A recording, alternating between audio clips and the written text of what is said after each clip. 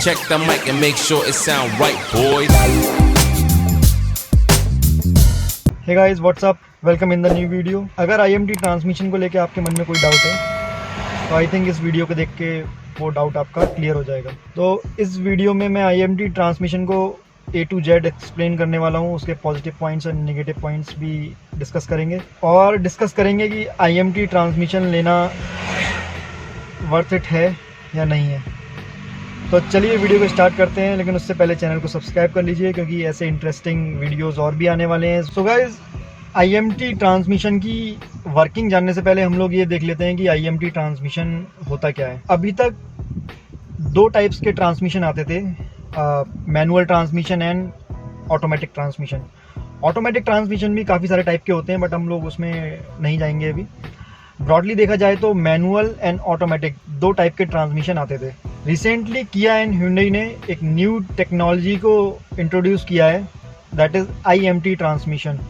अब ये IMT transmission, जिसको इंटेलिजेंट मैनुअल ट्रांसमिशन भी बोलते हैं, ये मैनुअल और ऑटोमेटिक के बीच की टेक्नोलॉजी है। ये पूरी तरह से मैनुअल भी नहीं है बिकॉज इसमें क्लच नहीं होता है, एंड पूरी तरह से ऑटोमेटिक भी नहीं है क्योंकि आपको गियर लीवर गियर नॉब खुद ही ऑपरेट करना होता है, गियर्स ऑटोमेटिकली चेंज नहीं होते हैं। तो देखा जाए तो एक तरीके से ये दोनों के बीच की टेक्नोलॉजी है, ऑटोमेटिक एंड मैनुअल के। IMT ट्रांसमिशन इंट्रोड्यूस करने का पर्पस क्या होगा कंपनी का? आई थिंक जो ऑटोमेटिक ट्रांसमिशन होता है वो नॉर्मल ट्रांसमिशन से 1 से 1.5 लाख रुपए ज़्यादा कॉस्टली होता है। तो अगर आप 15 लाख की गाड़ी ले रहे हैं और आपको ऑटोमेटिक ट्रांसमिशन लेना है तो आपको 1-1.5 लाख रुपए ओनली ट्रांसमिशन के पे करने पड़ेंगे। IMT is a cost effective solution. आपको 20-25 हज़ार रुपये एक्स्ट्रा देके सेमी ऑटोमेटिक टाइप का ट्रांसमिशन मिल जाता है। IMT ट्रांसमिशन के बारे में कोई भी वर्डिक्ट देने से पहले या फिर उसके पॉजिटिव या नेगेटिव डिस्कस करने से पहले हम लोग ये डिस्कस कर लेते हैं कि IMT वर्क कैसे करता है। अब फटाफट वर्किंग ऑफ IMT ट्रांसमिशन देख लेते हैं। तो IMT ट्रांसमिशन में जो गियर नॉब होता है वो सेम एग्जैक्टली मैनुअल की तरह होता है, जिसको आपको मैनुअली ऑपरेट करना है। डिफरेंस जहाँ आता है वो आता है पैडल्स में। जैसा कि आप देख सकते हैं IMT ट्रांसमिशन में सिर्फ 2 पैडल होते हैं, एक्सेलरेटर एंड ब्रेक। यहाँ पर क्लच का पैडल नहीं होता है। क्लच गाड़ी ऑटोमेटिकली अपने अकॉर्डिंग एडजस्ट करती है, एंगेज करती है, उसमें ड्राइवर को कुछ नहीं करना होता है। अभी कार ऑफ है। स्टेशनरी पोजीशन से कार को मूव कराने के लिए सबसे पहले तो कार को स्टार्ट कर लेते हैं।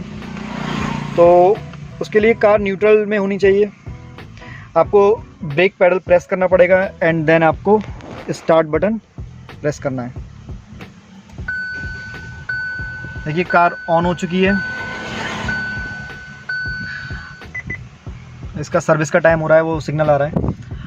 सबसे पहले एक बात बता दूं कि कार जब स्टार्ट होती है तो वाइब्रेशन बिल्कुल भी केबिन में नहीं आते। कार बहुत ही साइलेंट रहती है। अब चलिए, कार स्टार्ट हो चुकी है तो आपको अब आगे मूव कराने के लिए गियर्स यूज़ करने हैं। जैसे मैनुअल में आपको फर्स्ट गियर डालने से पहले क्लच प्रेस करना होता है, बट इसमें क्लच नहीं है तो आप डायरेक्टली फर्स्ट गियर एंगेज कर देंगे।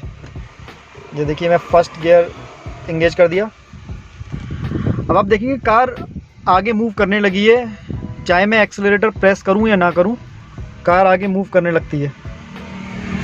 इसको क्रीपिंग या क्राउलिंग फंक्शन बोलते हैं। आप अगर एक्सेलरेटर पैडल को प्रेस नहीं करेंगे तब भी कार गियर में फर्स्ट या सेकंड गियर में ओनली, थर्ड गियर में कार बीप देने लगेगी, आगे नहीं बढ़ेगी, लेकिन फर्स्ट एंड सेकंड गियर में कार आगे मूव करने लगती है स्लोली, और जो आप स्पीड देख रहे हैं इसी स्पीड में आगे मूव करती रहेगी। इसको क्राउलिंग या क्रीपिंग फंक्शन बोलते हैं। इसे ट्रैफिक कंडीशन के लिए कंपनी ने इसमें इंक्लूड किया है। जैसे आप किसी ट्रैफिक वाली सिचुएशन में हैं, आपको बस ब्रेक पैडल पे प्रेस करना है कार को स्टॉप करने के लिए, और जैसे ही ब्रेक आप रिलीज़ करेंगे कार अपने आप स्लोली आगे बढ़ती रहेगी, आपको एक्सेलरेटर यूज़ नहीं करना पड़ेगा। तो इसको क्राउलिंग फंक्शन बोलते हैं। अगर मैं एक्सेलरेटर प्रेस करता हूँ तो कार थोड़ा सा स्पीड बढ़ाएगी। देखिए कार की स्पीड बढ़ने लगी, मैंने एक्सेलरेटर प्रेस किया। अब जब आपको सफिशिएंट लगे आप सेकंड गियर एंगेज कर दीजिए। ये मैंने सेकंड गियर एंगेज कर दिया, कार आगे बढ़ रही है। अगर पिकअप की बात करें तो पिकअप का कोई भी इशू नहीं है, अच्छा पिकअप है, मैनुअल जैसा ही पिकअप होता है। इनिशियली बस जब गाड़ी स्टेशनरी पोजीशन में होती है वहाँ से मूव करने के लिए 1-2 सेकंड लगते हैं, लेकिन जब गाड़ी एक बार मूव करने लगती है तो पिकअप का कोई इशू नहीं आता है। अभी सीट बेल्ट वार्निंग आ रही है, मैं सीट बेल्ट लगा लेता हूँ। अभी कार थर्ड गियर में है, मैंने इसकी स्पीड स्लो कर दी है अब मैं इस कार को अगर मूव कराने की कोशिश करता हूँ तो कार आगे नहीं बढ़ेगी, बीप देने लगेगी, बिकॉज इसको थोड़ा सा लोअर गियर चाहिए। ये देखिए अभी कार थर्ड गियर में है, मैंने कार की स्पीड काफ़ी स्लो कर दी है। तो इस केस में अगर मैं कार को एक्सेलरेट करता हूँ तो कार आगे नहीं बढ़ेगी, बोलेगी प्लीज़ शिफ्ट डाउन, मतलब सेकंड गियर यूज कीजिए। अब मैं सेकंड गियर डाल देता हूँ, तो सेकंड गियर डालते ही कार आगे मूव करने लगी है। देखिए फर्स्ट गियर में तो कार किसी भी कंडीशन में आगे मूव कर जाएगी, सेकंड गियर में भी मूव कर जाती है, बट सेकंड गियर में कभी कभी बीप देती है, लेकिन स्टॉप नहीं होती, वो आगे बढ़ेगी सेकंड गियर में। थर्ड गियर में अगर उसको इनफ पावर नहीं मिल रही है तो कार फ्री हो जाती है, मीन्स आगे नहीं बढ़ेगी।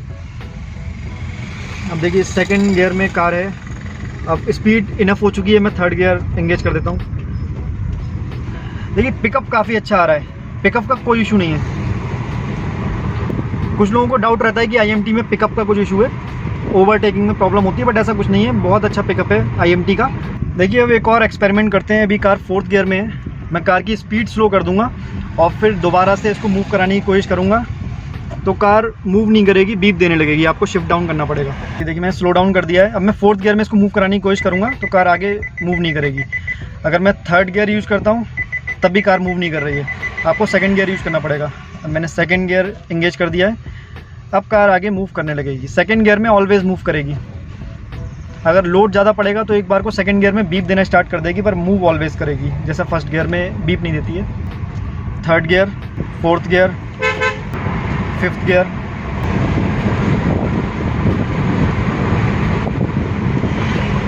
अगर पॉजिटिव पॉइंट्स की बात करें तो फर्स्ट ऑफ ऑल तो यही है कि इस गाड़ी में क्लच नहीं है, तो जिसकी वजह से लेफ़्ट लेग आपका ऑलवेज फ्री रहता है, आपका लेफ़्ट लेग हमेशा रिलैक्स्ड पोजीशन में रहता है। सेकंड थिंग, अगर आप गलत गियर्स में भी गाड़ी डाल देते हैं तो कार स्टॉलिंग नहीं करती, जर्क लेके बंद नहीं होती। अगर गाड़ी गलत गियर्स में आ जाती है तो बस वो बीप करती है कि ये अभी फोर्थ गियर में, इसमें गाड़ी आगे नहीं बढ़ पाएगी, अब थर्ड गियर है, सेकंड गियर यूज़ कीजिए, तो बस बीप आती है, गाड़ी स्टॉलिंग या फिर जर्क नहीं लेती है। ये सेकंड पॉजिटिव पॉइंट है। थर्ड पॉइंट की बात करें तो जो न्यू ड्राइवर्स हैं, जिन्होंने पहले कभी गियर वाली गाड़ी नहीं चलाई है, तो उनके लिए तो ये बहुत ही ज़्यादा कन्वीनियंट है, क्योंकि क्लच को समझने में थोड़ा टाइम लगता है। अगर उन लोगों की बात करें जो पहले मैनुअल कार ड्राइव करते थे, तो उनको थोड़ा सा टाइम लगेगा इसकी हैबिट डालने में, बिकॉज आप जब गियर चेंज करेंगे तो आपको लगेगा कि क्लच भी प्रेस करना है, तो आपका लेफ़्ट लेग थोड़ा सा मूव करेगा ऑटोमेटिकली, बिकॉज आपको हैबिट पड़ चुकी है मैनुअल की। बट वो भी आई थिंक 3-4 मंथ में जब आप कंटिन्यूसली गाड़ी चलाएंगे तो आपको हैबिट पड़ जाएगी IMT की, ऐसा कोई बड़ा इशू नहीं है। मुझे भी स्टार्टिंग में काफ़ी कन्फ्यूजन होता था कि गियर चेंज कर रहा हूँ, क्लच चेंज नहीं कर रहा हूँ, तो वो सब प्रॉब्लम रहती थी, बट अब मुझे ये गाड़ी काफ़ी कन्वीनियंट लगती है। नेक्स्ट पॉइंट की बात करें तो जब आप लॉन्ग जर्नी करते हैं तो उस टाइम आपको कम टायर्डनेस फील होती है, बिकॉज एक क्लच का वर्क तो कम होता ही है, तो वो भी एक पॉजिटिव पॉइंट है। तो चलिए डिस्कस कर लेते हैं इस गाड़ी के नेगेटिव पॉइंट्स। तो पहला नेगेटिव पॉइंट जो मुझे फील होता है वो है माइलेज। उसका रीज़न है IMT ट्रांसमिशन, क्योंकि कार जब स्लो स्पीड में होती है तब आप उसको थर्ड या फोर्थ गियर में ड्राइव नहीं कर सकते, बिकॉज कार जैसी स्लो स्पीड में आती है, आप थर्ड गियर में उसको आगे मूव कराने की कोशिश करेंगे तो कार बीप देने लगेगी और आगे मूव नहीं होगी, तो आपको सेकंड गियर यूज़ करना पड़ेगा। स्लो स्पीड में मोस्ट ऑफ द टाइम आपको सेकंड गियर यूज़ करना ही करना पड़ेगा, क्योंकि थर्ड गियर में कार सिग्नल देगी, बीप देके आगे बढ़ेगी नहीं। सेकंड गियर जो बार बार यूज़ होता है उसकी वजह से आई थिंक माइलेज इसका डिक्रीज़ हो जाता है, तो माइलेज का इशू इस कार में आ रहा है, जैसा कि मैंने अर्लियर वीडियोज़ में भी बताया था। सेकेंड नेगेटिव पॉइंट की बात करें तो वो है sense of loss of direct control. गाड़ी क्लच को खुद ही अपने अकॉर्डिंग रिलीज़ करती है, तो उसमें 1-2 सेकंड का टाइम लग जाता है, तो ये बहुत बड़ा इशू नहीं है, बट आपको फील होगा कि मैं जब गियर्स डालता हूँ तो कार को थोड़ा सा 1-2 सेकंड लग जाते हैं रिएक्ट करने में, तो आई थिंक ये एक नेगेटिव पॉइंट बोल सकते हैं। अगर थर्ड पॉइंट की बात करें तो सपोज़ कीजिए एक सिचुएशन है जिसमें आप सिटी में ड्राइव कर रहे हैं, सामने कोई व्हीकल या सामने कुछ ब्रेकर आ जाता है, तो आप कार को स्लो करेंगे। गाड़ी मान लीजिए थर्ड या फोर्थ गियर में है, जब ब्रेकर के बाद कार को दोबारा मूव कराने की कोशिश करेंगे तो वो बीप देने लगेगी, बिकॉज वो थर्ड या फोर्थ गियर में आगे मूव नहीं कर पाएगी। तो उस केस में जब आप बीप सुनेंगे उसके बाद आप सेकंड गियर यूज़ करेंगे।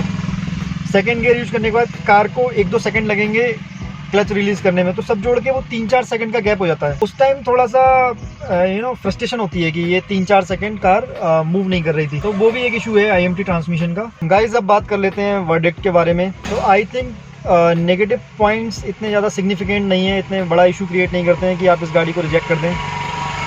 ऑन द अदर हैंड जो पॉजिटिव पॉइंट है इसका, जो कंफर्ट लेवल है वो मैनुअल के कंपैरिजन में काफ़ी ज़्यादा है। तो वो लोग जो मैनुअल कार ख़रीदने का प्लान कर रहे थे वो IMT में शिफ्ट हो सकते हैं, बट जो लोग ऑटोमेटिक कार लेने वाले हैं तो आई थिंक ऑटोमेटिक कार इससे ज़्यादा कन्वीनियंट होगी, इससे ज़्यादा कंफर्टेबल होगी, नो डाउट, बट उसका प्राइस भी 1-1.5 लाख रुपए ज़्यादा होगा।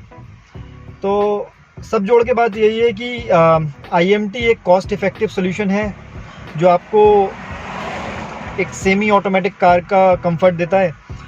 तो अगर आप मैनुअल लेने जा रहे हैं तो आप डेफिनेटली IMT में जा सकते हैं, और अगर आप ऑटोमेटिक लेने जा रहे हैं तो ऑटोमेटिक की तो बात ही खैर अलग है। आई थिंक फाइनल मेरा वर्डिक्ट यही रहेगा कि मैनुअल की जगह आप IMT ट्रांसमिशन प्रेफर कर सकते हैं। तो guys, thank you very much for watching the video, and next video tank to tank mileage और ब्लाइंड स्पॉट की आने वाली है।